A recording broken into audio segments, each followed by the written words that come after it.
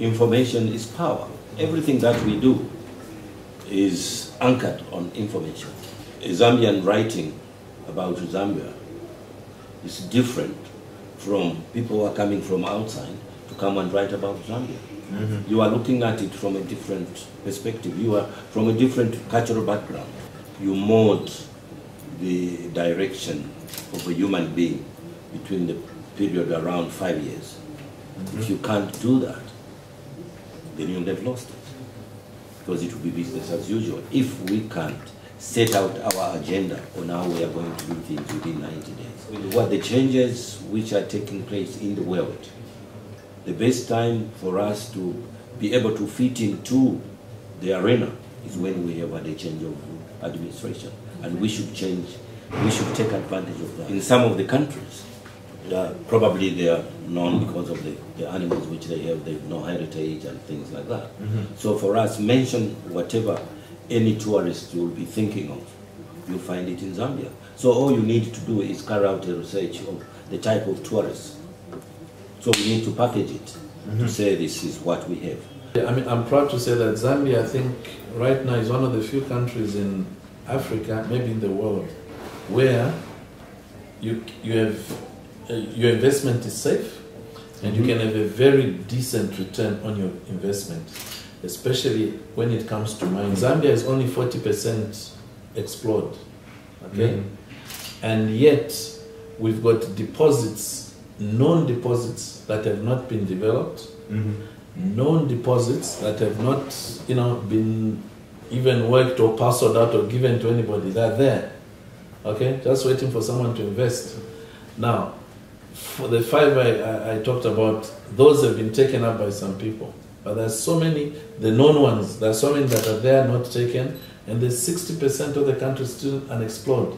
But there's evidence that there is a lot of minerals out there. Zambia peacefully changed, government, people are friendly, climate is good, So you find that all those go for a stable, climate and secure investment.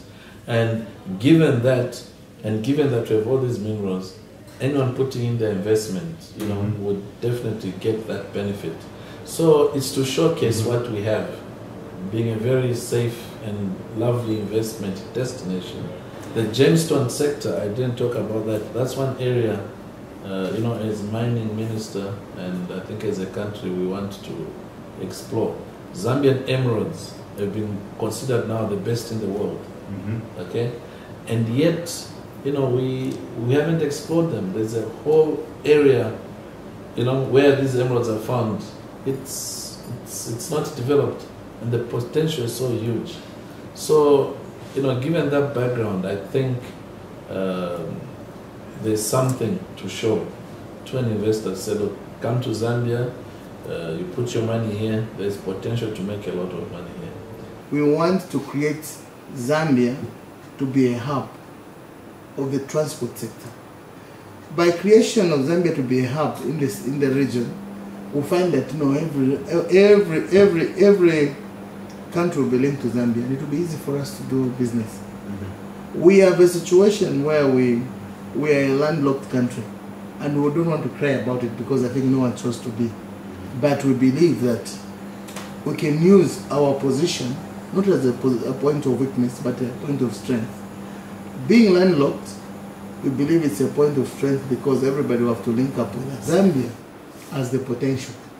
Zambia has the potential to be anything, but we need assistance and we need to ensure that we use the plans that we have, and if there's investment and capitalization, you see it become different. Look, there are various needs in this ministry.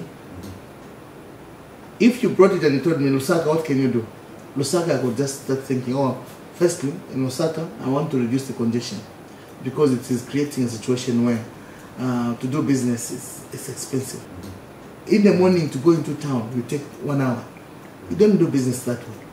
So, in order for me to do that, I need to do, that's why I said I need to do overpasses. I need to do a ring road. I also need to do a commuter rail above ground. If people are able to move,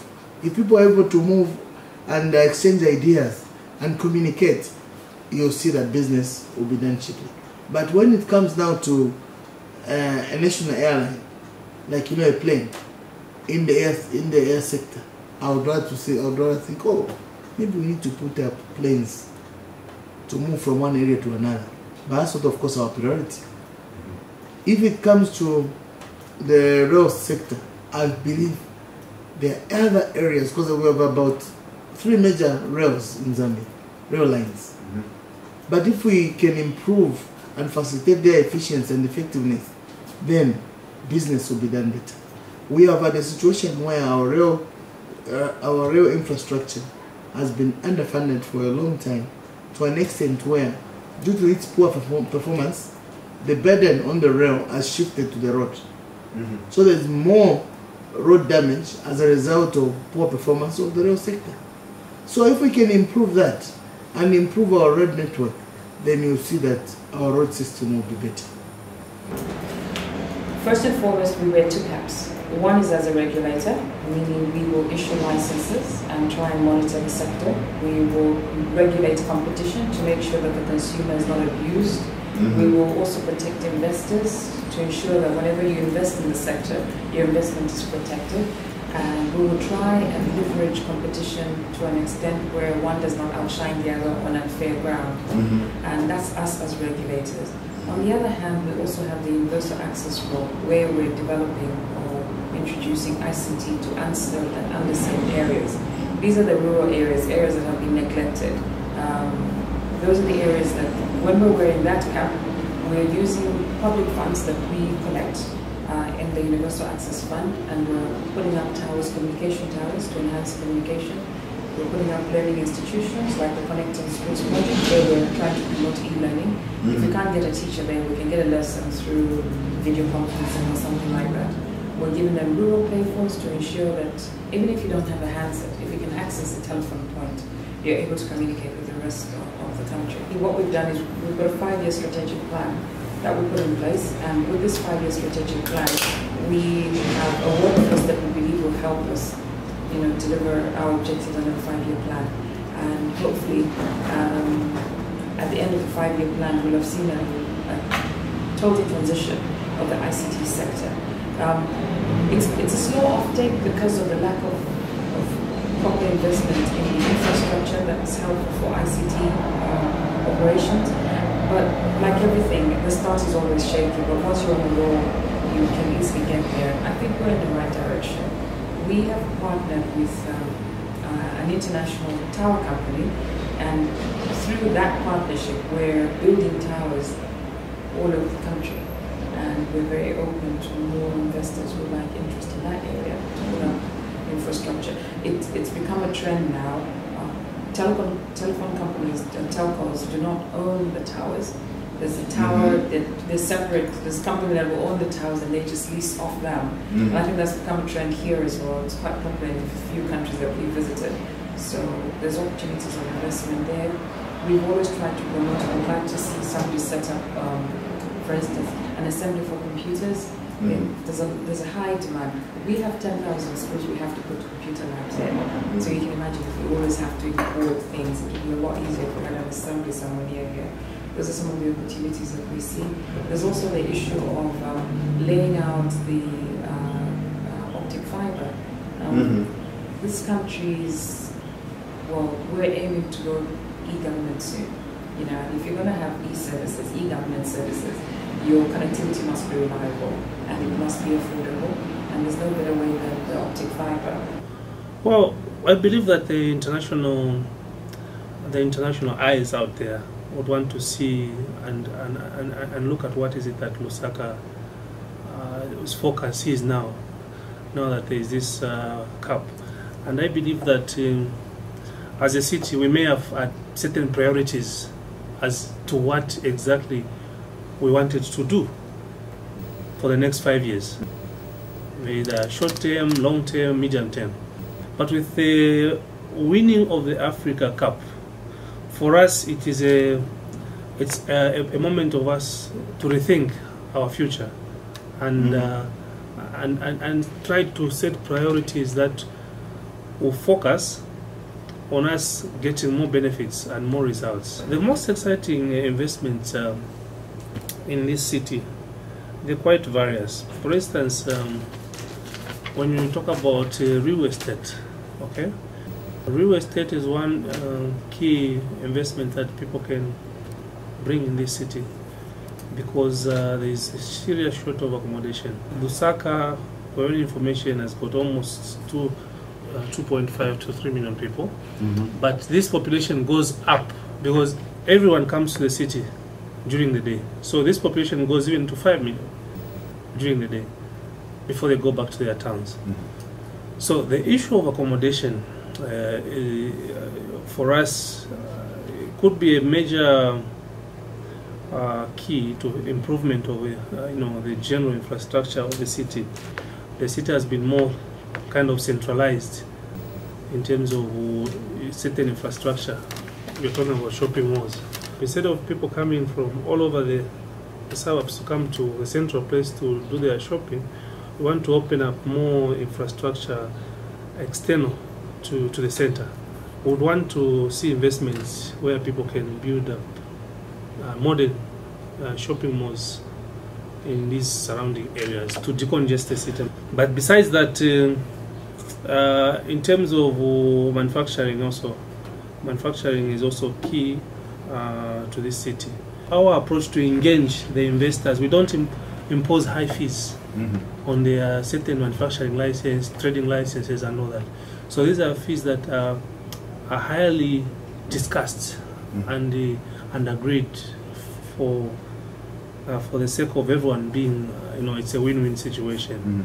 So that we have done.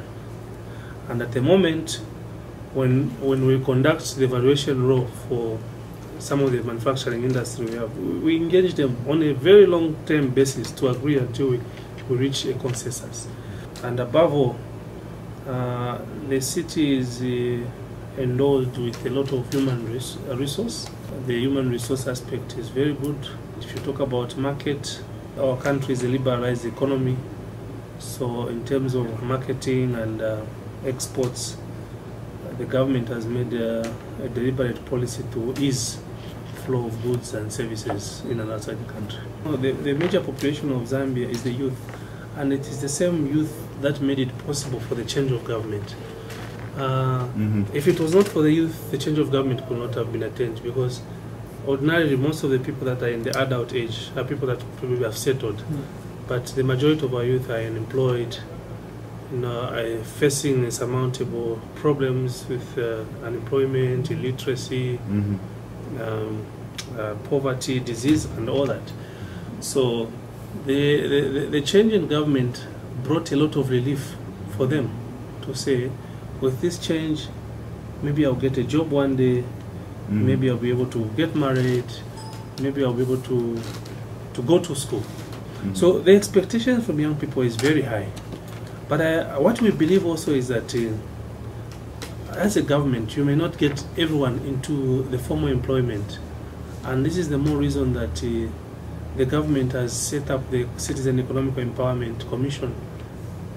With this change in government and with the World Cup in place, we would want to ensure that government puts up a lot of incentives, or probably reduce duty completely on sporting items, so that investors into issues of recreation and sport can get these things in this country at low cost. And we feel that it's going to boost up the employment opportunities. For more videos, please visit www.voicesofzambia.com.